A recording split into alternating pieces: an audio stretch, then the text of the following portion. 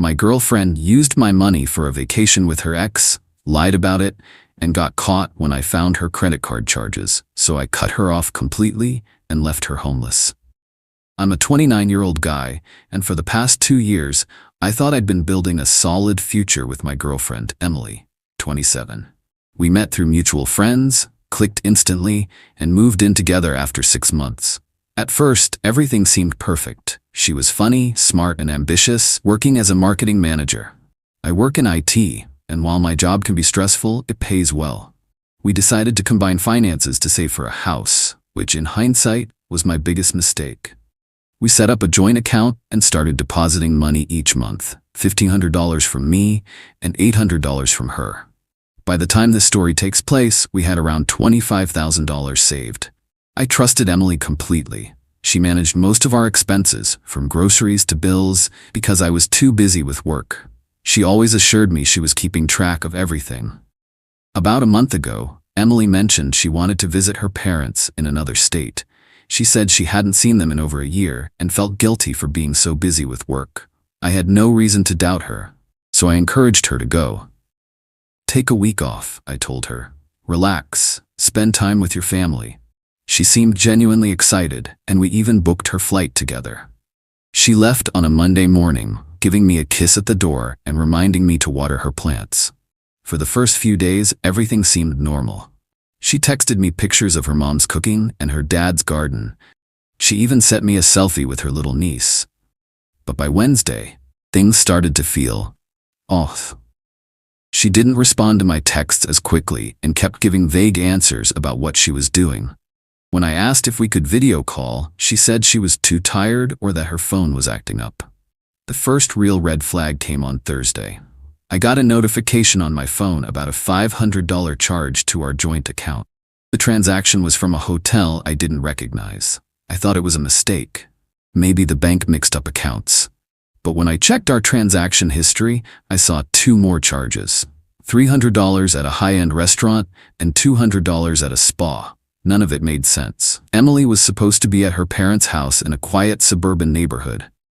I called her immediately. She didn't answer.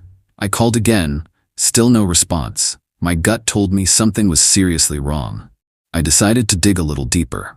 First, I Googled the hotel name, and my heart sank when I saw it was a luxury beach resort in Cancun.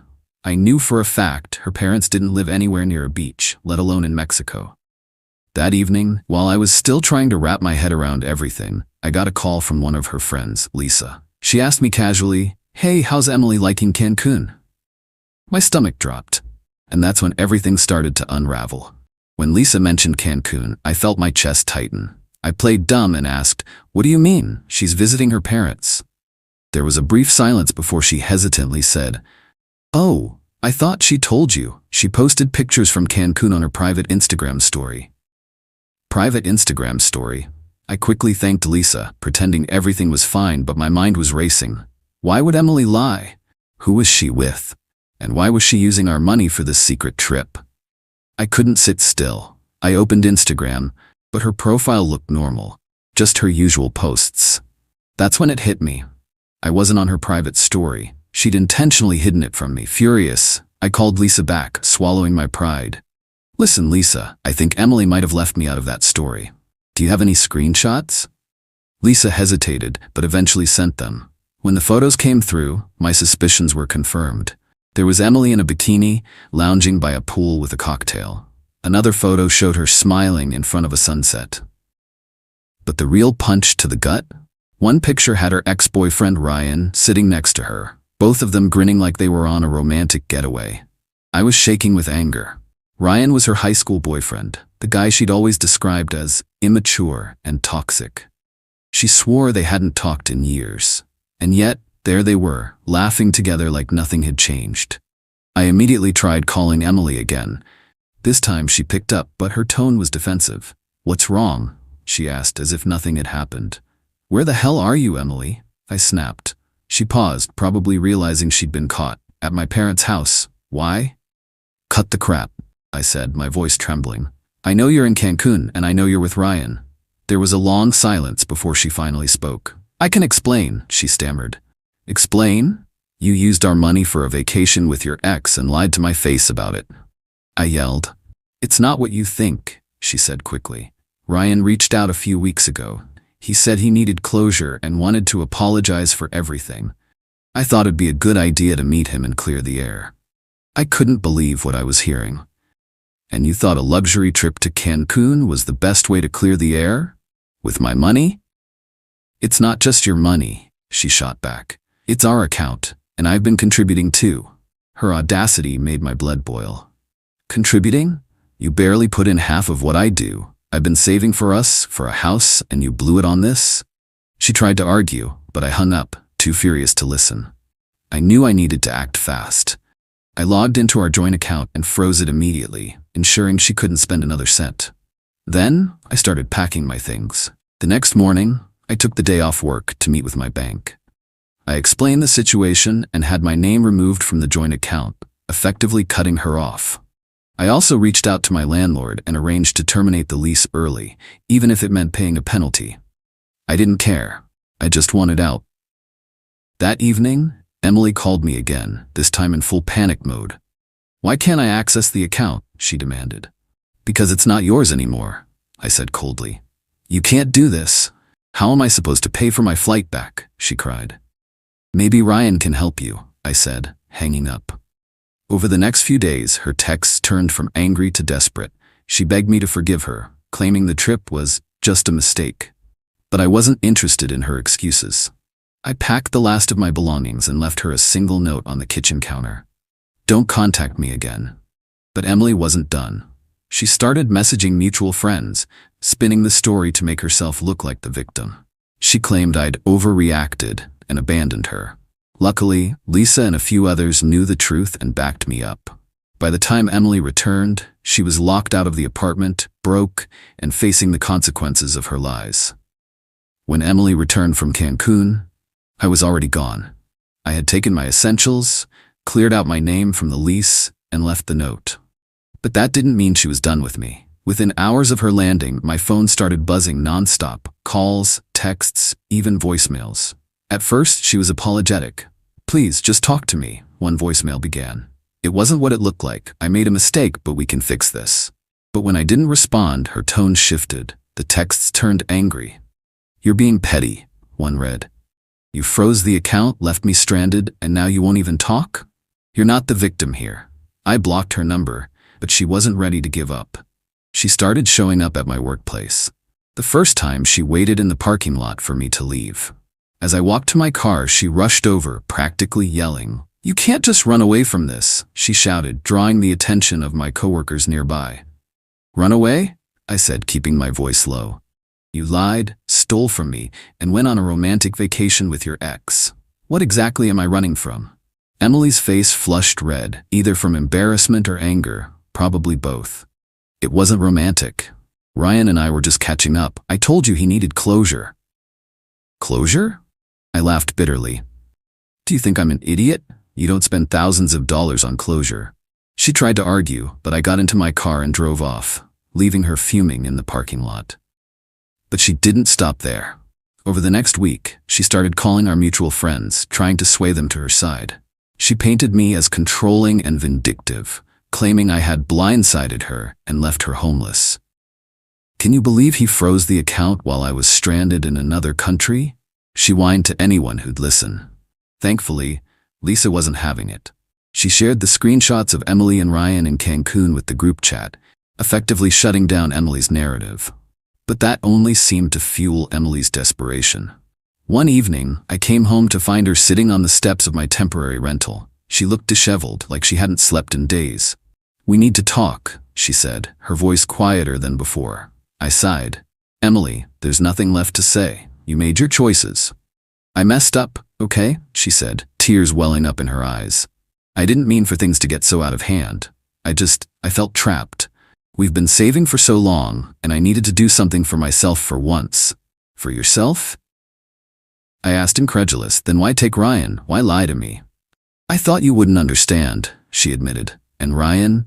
He reached out at the wrong time. I was confused, and I handled it badly.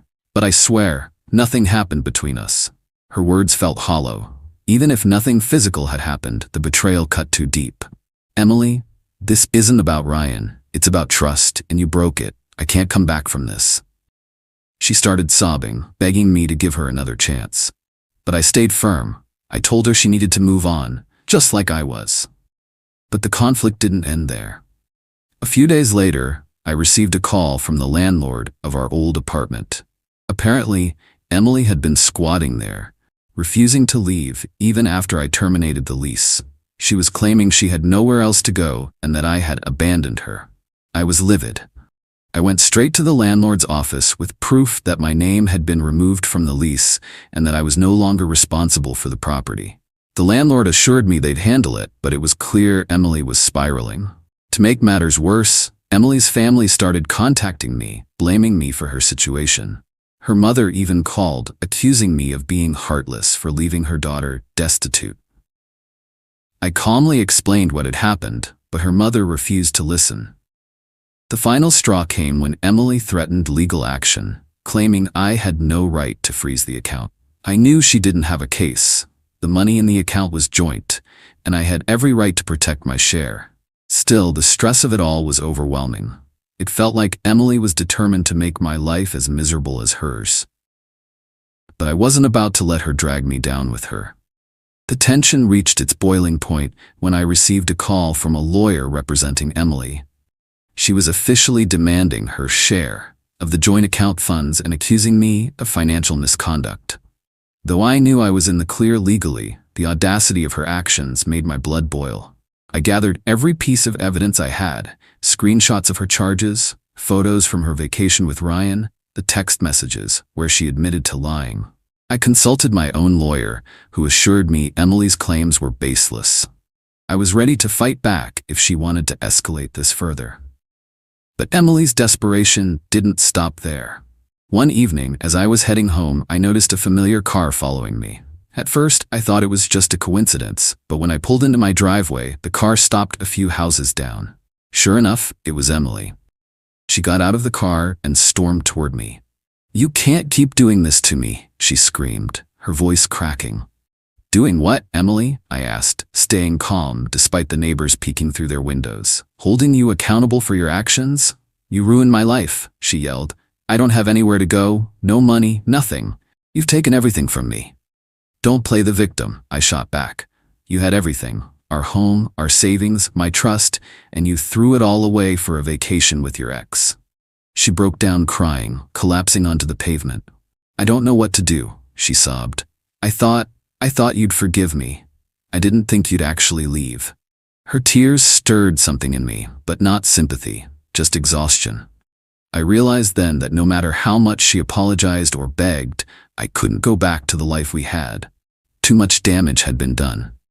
"Emily," I said, my voice firm but not unkind. "You need to move on. You made your choices, and now you have to live with them. I'm not responsible for fixing this." She looked up at me, her face streaked with tears, and for a moment I thought she might lash out again. But instead, she just nodded and walked back to her car without another word. The next day, I heard from the landlord that Emily had finally vacated the old apartment.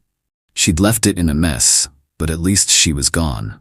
I thought that was the end of it, until I found out she'd posted about our breakup on social media. Emily spun the story to make herself look like the victim, claiming I'd abandoned her out of nowhere and left her homeless. But Lisa and a few of our mutual friends quickly shut her down, sharing the real story with receipts.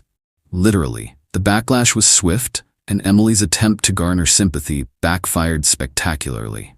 In the weeks that followed, I slowly started rebuilding my life. I unfroze the joint account, transferred my half of the funds to a separate account, and left the rest untouched. Emily never tried to take legal action again, probably realizing she had no case. As for me, I focused on moving forward.